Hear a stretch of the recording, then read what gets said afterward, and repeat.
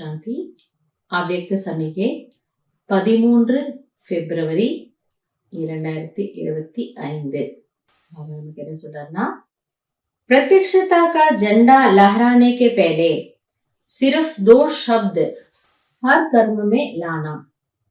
பிரத்யக்ஷதாவின் கொடியை அசைப்பதற்கு முன்னால் ஒவ்வொரு காரியத்திலும் ஒவ்வொரு செயலிலும் 2 வார்த்தையை உபயோகியுங்கள். நடைமுறையில தாரணையில பிராக்டிக்கலா கொண்டு வாங்க. एक सर्व संपर्क में आपस में एकता. ஸோ பாபா சொல்றாரு, எல்லா சம்பந்தங்கள் உறவுகள்ல தொடர்புகள்ல நீங்க வந்தாலும் உங்களுக்குள்ள நீங்க எப்படி இருக்கணும்? ஒற்றுமையாக இருக்க வேண்டும். இதுதான் பாபா பிரத்யட்சப்படுத்துறதுக்கான வழி. ஏற்கனவே நமக்கு சொல்லி இருக்கிறாரு இல்லையா? நீங்க ஏதோ வெளியில போய் பகவான் வந்துட்டாரு அப்படின்னு சொல்றதுனாலவோ அல்லது ஞானத்தின் மூலமாகவோ புரிய வைக்க முடியாது. ஆனால் நம்மளுடைய தாரணை நடைமுறை ரூபத்துலதான் அவங்களுக்கு புரிய வைக்க முடியும். अनेक संस्कार होते अनेकता में एकता और दृढ़ता यही सफलता का साधन है. ஆக உங்களுக்குள் அநேக விதமான சன்ஸ்காரங்கள் இருக்கலாம். ஆனால் இப்படி இருந்தாலும் நீங்க எல்லாரும் எப்படி இருக்கீங்க? ஒற்றுமையா இருக்கீங்க மற்றும் உங்களுடைய எண்ணங்கள்ல உறுதித்தன்மை இருக்கு. இதுதான் உங்களுடைய வெற்றியினுடைய ஆதாரம். 2 வார்த்தை என்ன பாபா சொல்றாரு? ஒற்றுமை மற்றும் திட சங்கல்பம். கபி கபி ஏகதா ஹில் ஜாத்தி. ஆனா சில நேரங்கள்ல அவர் பிராக்டிக்கல்ல பாக்குறாரா, எங்கேயாவது சில இடங்கள்ல உங்களோட ஒற்றுமை கொஞ்சம் ஆடிடுது, கொஞ்சம் அதுல ஒரு வேற்றுமை வர்றது போல அவருக்கு தெரியுதான். ஏன் கரைத்த மேக்கரும் அதை நம்ம எப்படி நினைக்கிறோமா? ஒத்துமையா இல்ல பாபா அப்படி நாங்க இருக்க மாட்டோம் நம்ம சொல்றது இல்ல நேரடியா. ஆனா என்ன நினைக்கிறோமா? ஏன் அவங்கதான் முதல்ல பண்ணட்டுமே, நான் அப்புறம் பண்றேன். ஏன் அவங்க இப்படி இருக்க கூடாதா? ஏன் அவங்க மாத்தி கூடாதா?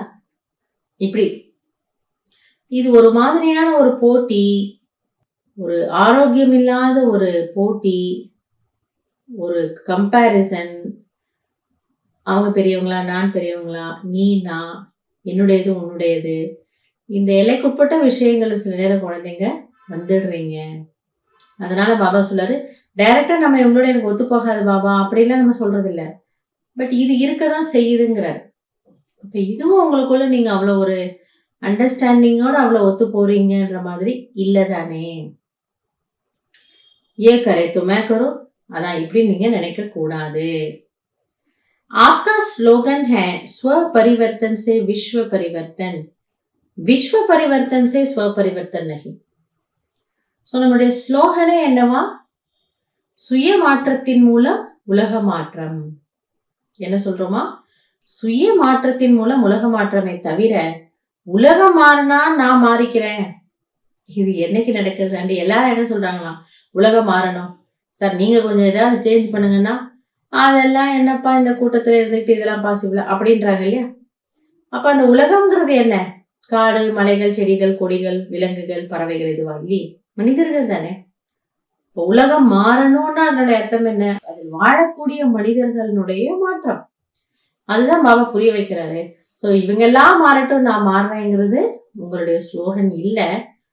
நான் ஏதோ ஒரு சின்ன விதத்திலேயாவது என்னை மாத்தி காட்டுறேனே, அப்பதான் உலக மாற்றம். அந்த ஒரு சின்ன பொறி எல்லார்கிட்டே வந்ததுன்னா உலக மாற்றம் என்பது ரொம்ப ரொம்ப சுலபமாயிடும். எனவே நீங்க இந்த விஷயத்துல யாரையும் பார்க்காதீங்க. எனக்கு ஒரு பாபா ஒரு கண்ணாடி முன்னாடி இருக்கிறார் ஞானத்துல, ஞான கண்ணாடிங்கிறாரு. ஒரு பாபா சாம்பிளா இருக்காரு. சோ அவர் என்ன செய்தாரோ நான் அதை மட்டும் செய்தா போதும். இவங்க அதை பண்றாங்களா பண்ணலையா, இவங்க எல்லாம் அப்படி இருக்காங்களா, இது பாபா சொல்றாரு, இது உங்களுக்கு தேவையே இல்லை. இந்த ஒரு கம்பேரிசன் தேவையே இல்லை.